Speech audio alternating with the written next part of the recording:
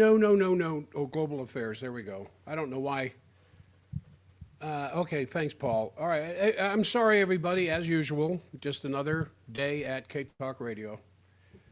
Um, so, because I can't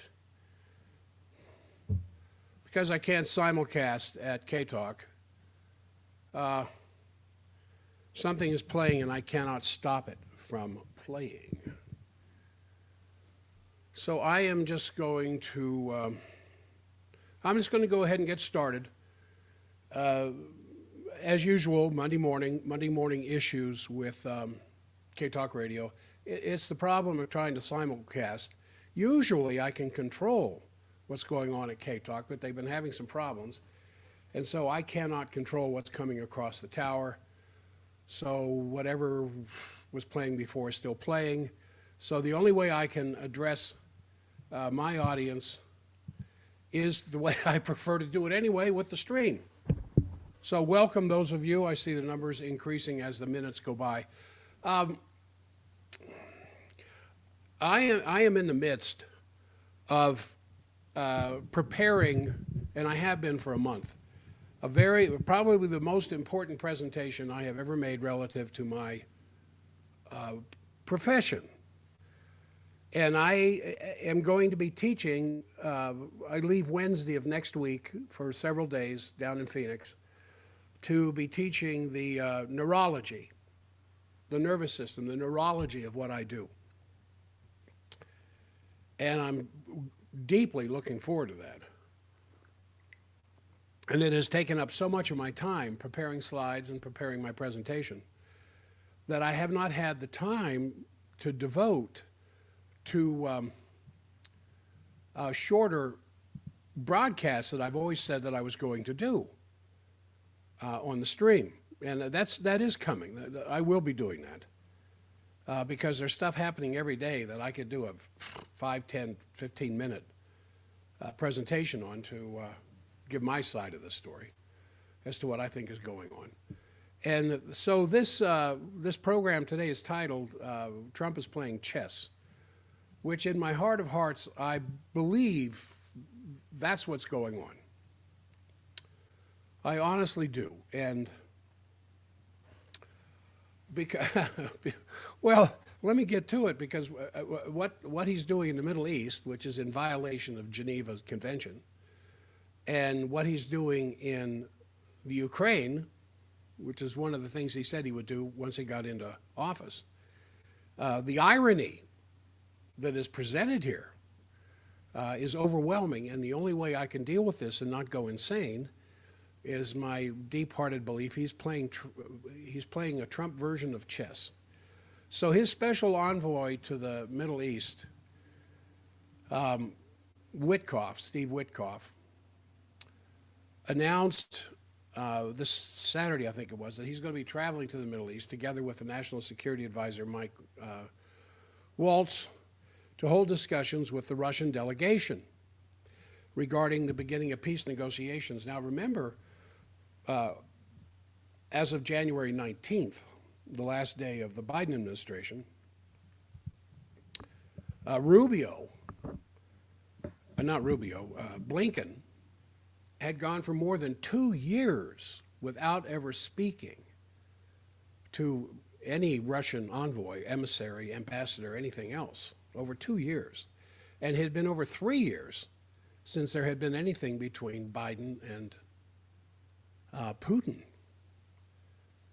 And as you see what's unfolded over, it's almost a month now, 3 more days, the middle of this week, Trump will have been in office for a month. And look at what's happened in these 30 days compared to the previous 4 years out of the White House.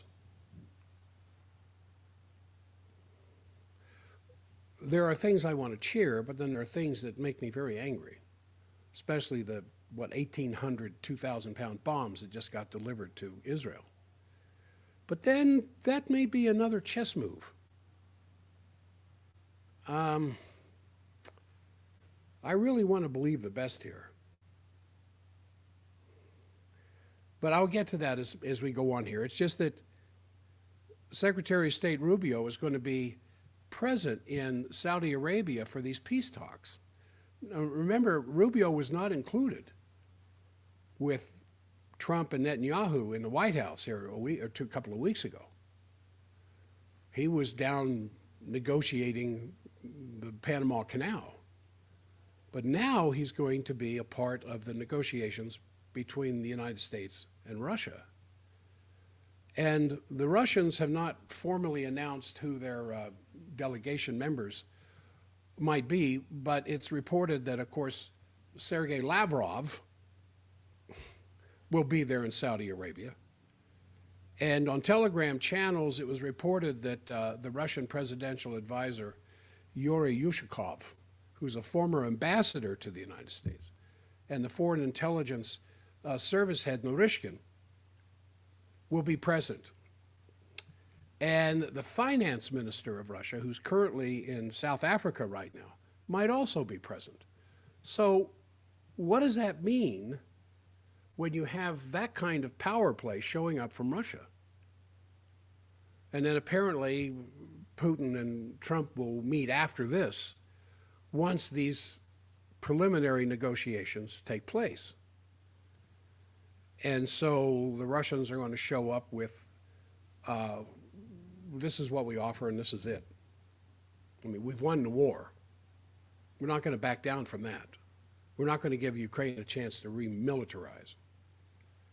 So Rubio spoke on the phone here this weekend, or I think Saturday, with Lavrov, and then their call followed up, a week or so earlier, the phone call that went on between Trump and Putin.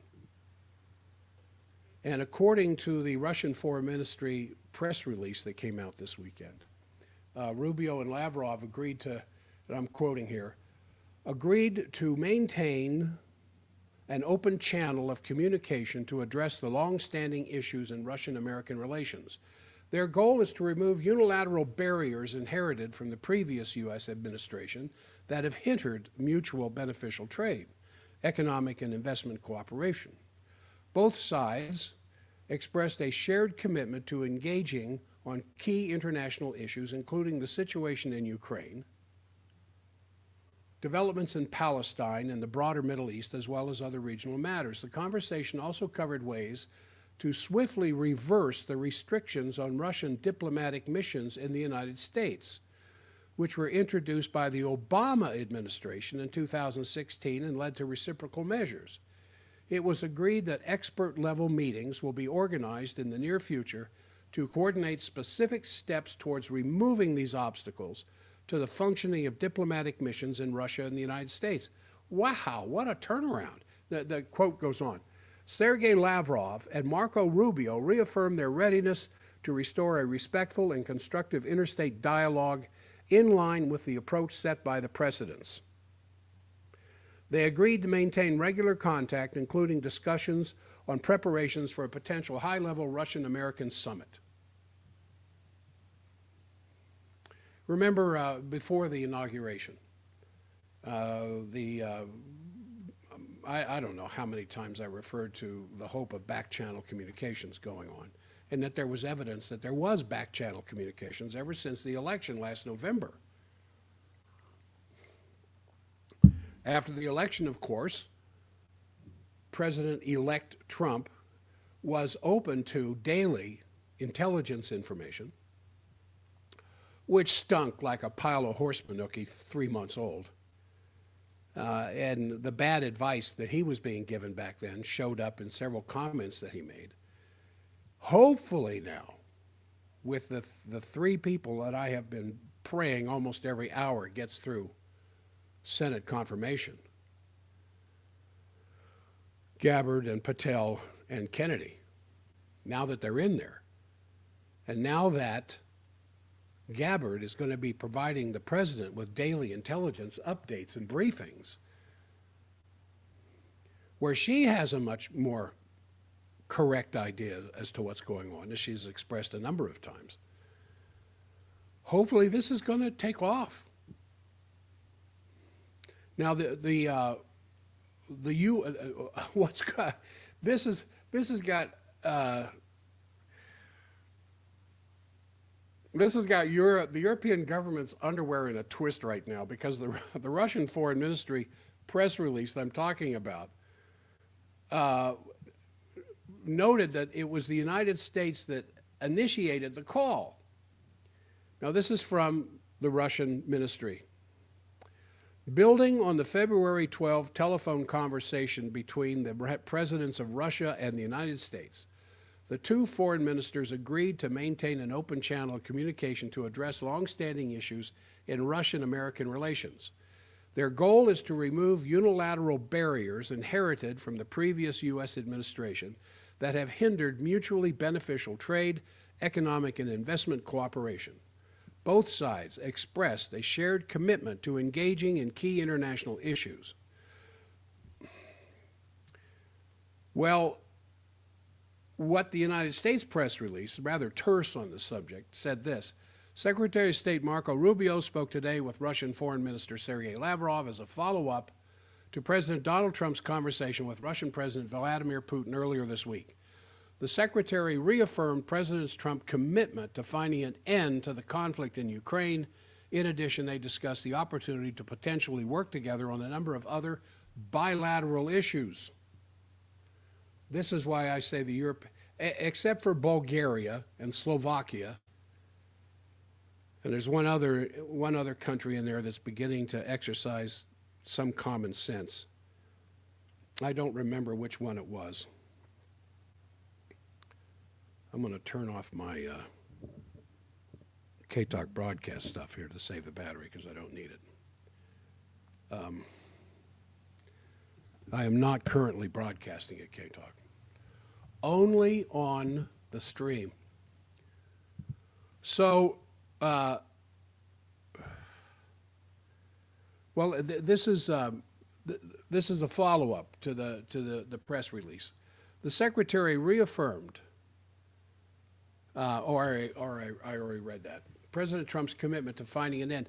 So, as I said, except for Hungary and Slovakia, who are talking about breaking out of the European Union, and a lot of the limitations of what Trump is saying regarding the European Union and NATO. I mean, this is full speed ahead to reestablishing trade negotiations with Russia. Now, there are those people in the background that are saying, yeah, he wants to play this down because he wants to go to war with China, and he needs to have this over with. I don't know that I believe that. But Alexander Mercouris, who I've quoted many times, points out that the United States reported this meeting, for maybe the first time, did not contradict the Russian side of reporting this meeting. Mercouris said this: as I said, the American readout doesn't go this far, but then American readouts are always very short. But neither does it contradict the Russian one. And we've had no statements which I'm aware of since the publication of the Russian readout, which, by the way, took place just hours after the call took place. I've seen no statements from the American side that the Russian readout goes too far or that it's in its substance is wrong. So the Europeans, who are already fuming and angry and very upset about all that is happening, must now prepare themselves for moves by the Americans and the Russians to normalize relations completely. To normalize relations completely means to lift the sanctions. And to lift the sanctions against Russia that were imposed by Obama and then kept there through the Trump, in fact, his first administration. In fact, some of it was made worse and then made terribly worse under Biden. Now they're talking about lifting the whole thing. And that gives me great hope. I don't believe Putin wants war any more than Trump does. And Putin does not want the Ukraine, and he does not want invasion into Europe any more than I want to see it. Now, Another big shakeup that just happened was J.D. Vance's speech at Munich. I hope you caught parts of it, because it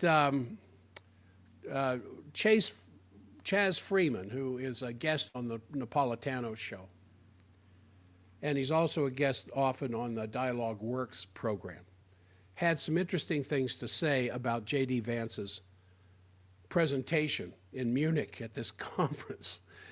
I caught some clips of it on different podcasts, but it was striking. And what Freeman said, and I'm going to quote here, well, it was quite a different thing for Europeans to hear, you think? It obviously will please much of the Trump constituency because it was a very hard line. There is, I must say, a certain irony in Vice President Vance's extolling the virtues of dialogue and free speech when the Trump administration is taking action to silence anyone who speaks about Palestine or genocide. And you know there's a bill in Congress to punish people who say something bad about Israel.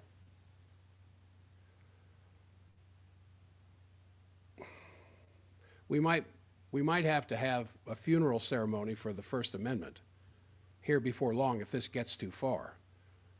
But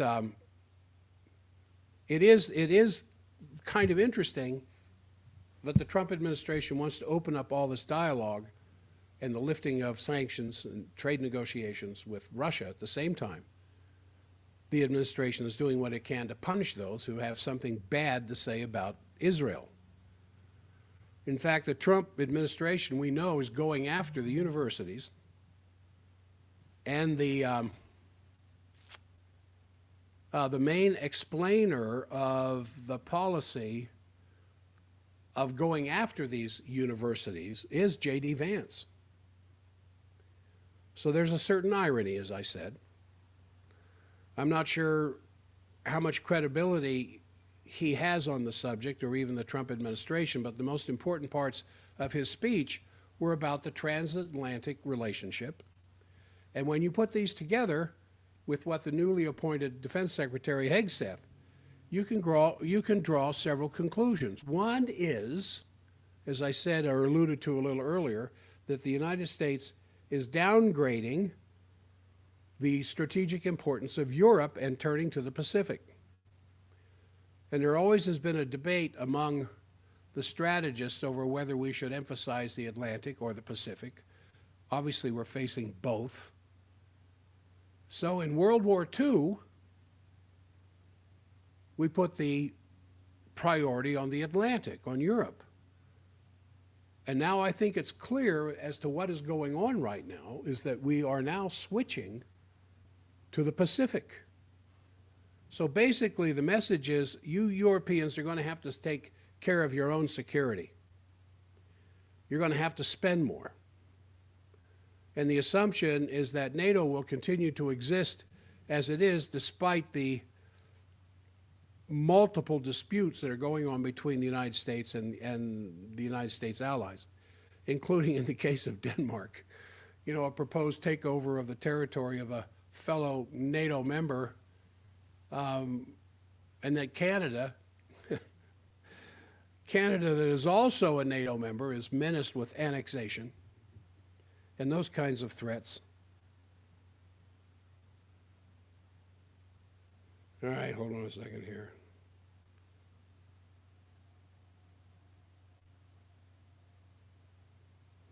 Wow, X shut off, another website showed up.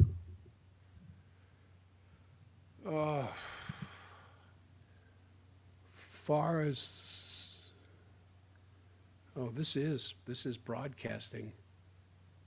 This is broadcasting on